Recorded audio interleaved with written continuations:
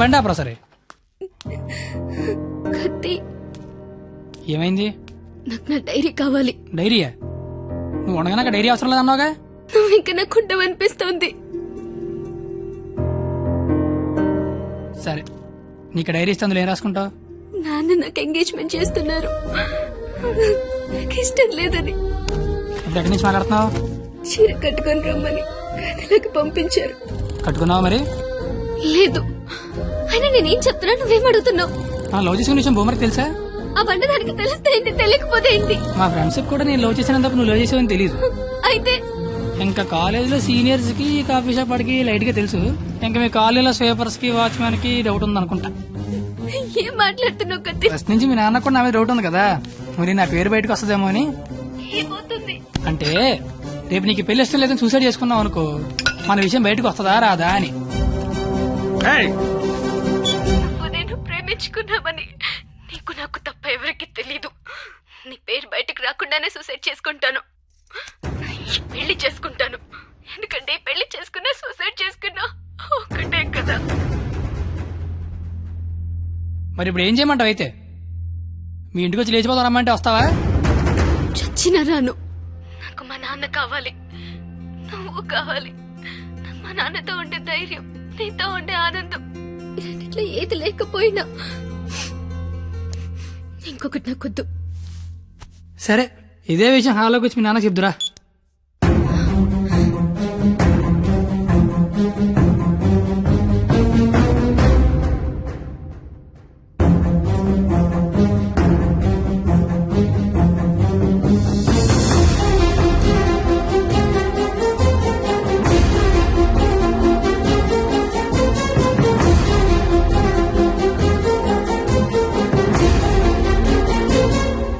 బయటికి నేను ఇంకా మ్యాటర్లోకి రాలా.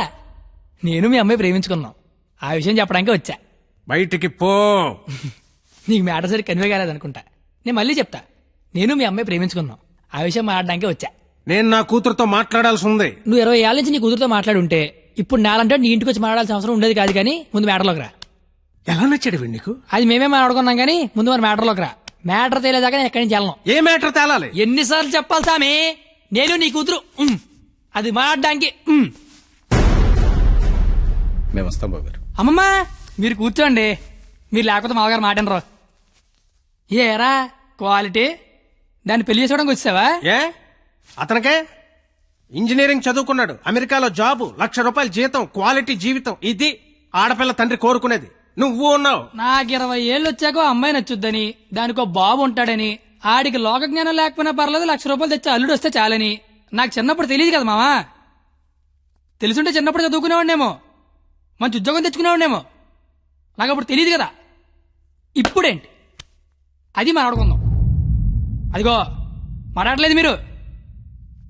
ఇంట్లో శుభకార్యం జరుగుతుంది, నిండా బంధువులు ఉన్నారు. ఆ ఇంటి యజమానికి ఒక గౌరవం ఉంటుంది. వాళ్ళ ముందు ఏం మాట్లాడాలి ఏం మాట్లాడకూడదో తెలియనోడితో మాట్లాడాల్సి వస్తుంది చూడు. అందుకే మాట్లాడలేకపోతున్నా. పాయింట్ నెంబర్ 1, ఇంట్లో జరిగే శుభకార్యం కాదు. పాయింట్ నెంబర్ 2, ఇంట్లో ఎవడుంటే నాకేంటి. పాయింట్ నెంబర్ 3, ఇప్పుడు నీకు నీ గౌరవం ఉంది, కానీ తెల్లారితే నీకు నీ కూతురు ఉండదు. ఇష్టం లేని పెళ్లి చేస్తున్నావు, చచ్చిపోద్ది. నీకు నీ గౌరవం ఇంపార్టెంటా కూతురు ఇంపార్టెంటా? 6 నెలల క్రితం పరిచయం, నేనే నీ కూతురు గురించి ఆలోచిస్తున్నాను, నువ్వు గౌరవం గురించి ఆలోచిస్తాను. సంబంధం ఏంటి ప్రాబ్లం ఏంటి? ఇంట్లో అరకలు కోడి మాంసం వచ్చాను, వెళ్ళేసరికి మా నాన్న ఉంచుతాడే తినేస్తాడని చిన్న టెన్షన్. లేకపోతే వచ్చిన దగ్గర నుంచి నేను నీ కూతురు ప్రేమించుకున్నా మొర్రో అంటే మళ్ళీ నీ ప్రాబ్లం ఏంటి అంటావేంటి? ఇలాంటి అలాగా ఏదో ఇంటికి తీసుకొచ్చిన ఏ మీ ఆవిడ మీద చేత నీ కోపం చూడు, మా ఆవిడ మీద చేత నా కోపం రాదా? అది నా కూతురు, నా ఇష్టం. కూతురు ఇష్టం అంటే నీకు తెలియనప్పుడు కూతురు మీద ఇష్టం ఏంటి? కూతురు మీద లెక్కలేనంత ప్రేమ ఉంటది, కానీ కూతురు ప్రేమ అంటేనే లెక్క ఉండదు. ఇవన్నీ కాదు సార్, నేను మీ అమ్మాయి ప్రేమించుకున్నాం. నాకు తెలిసి నేనంటే మీకు ఇష్టం లేదు, ఏం చేస్తే నచ్చుతాను అది చెప్పండి. ఏం చేయడానికి నేను రెడీ.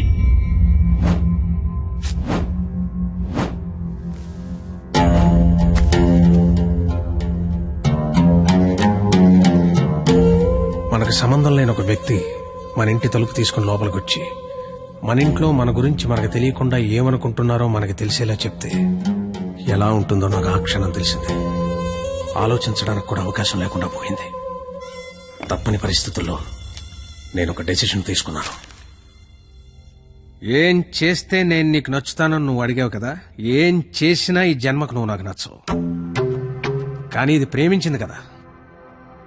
మీ పెళ్లికి నేను ఒప్పుకోవాలంటే ఒక్క నెల రోజులు నా ఫ్యామిలీని నువ్వు పోషించాలి. ప్రతి రూపాయి నీ కష్టార్జితం అయి ఉండాలి. దానికి దీనికి సంబంధం ఏంటో నాకు అస్సలు అర్థం కావట్లా. నీకు అర్థం కాదులే. నీకు అర్థం కాదు. ఒక ఆడపిల్ల తండ్రిగా నాకున్న ఒకే ఒక్క బాధ్యత ఏంటో తెలుసా? నా కూతురు నా చేతికొచ్చిన క్షణం నుంచి ఎంత జాగ్రత్తగా చూసుకున్నానో అంతే జాగ్రత్తగా చూసుకుంటాడన్న నమ్మకం ఉన్న ఇంకోటి చేతిలో పెట్టడం అది తప్పు కాదుగా. అందుకే ఒక్క నెల. ఎందుకంటే ఒక్క నెల పోషించలేని వాడివి జీవితాంతం పోషిస్తావని నేనెలా నమ్మడు. అంతేకాదు, ఈ నెల రోజుల్లో నా కూతురు ఇష్టాలేంటి, దాని అలవాట్లేంటి, వాడే వస్తువులేంటి, వాటికయ్యే ఖర్చులేంటి, నీ స్థాయి ఏంటి అని నీకు తెలుస్తుంది. నీ స్తోమత ఏంటని నాకు తెలుస్తుంది. ఏంటే ఏ మాట్లాడమే ఒబ్బనేసరికి మాట పడిపోయింది చూసారా? బాసు, మనసున్న ప్లేస్కి మనీ ఉన్న ప్లేస్కి దూరం అంగుళం మాత్రమే.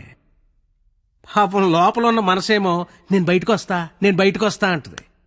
కానీ బయట ఉన్న మనీ ఏమో నన్ను లోపలే ఉంచు, ఎవడేమైపోయినా పర్లేదు నన్ను లోపలే ఉంచంటది. నేను పందానికి రెడీ.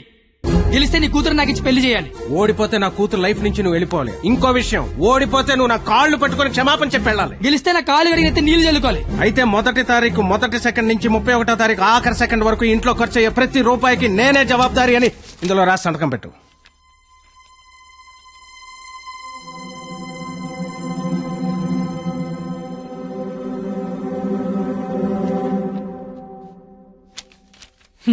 అంత మ్యాటర్ రాసిన చదువుంటే అగ్రిమెంట్ రాయాల్సిన అవసరం ఏముంది? నువ్వేరాయని సంతకం పెడతా.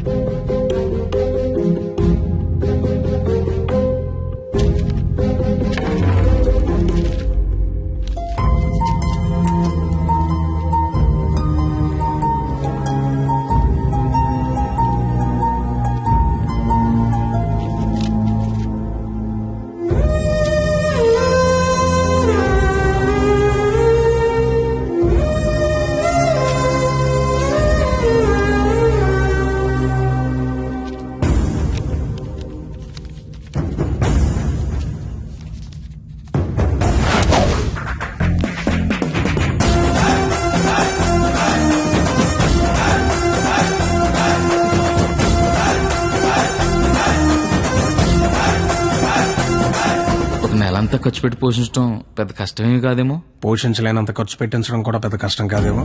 మాయర్ ఇప్పటిదాకా నాలో క్వాలిటీనే చూసా. వస్తా మాయర్.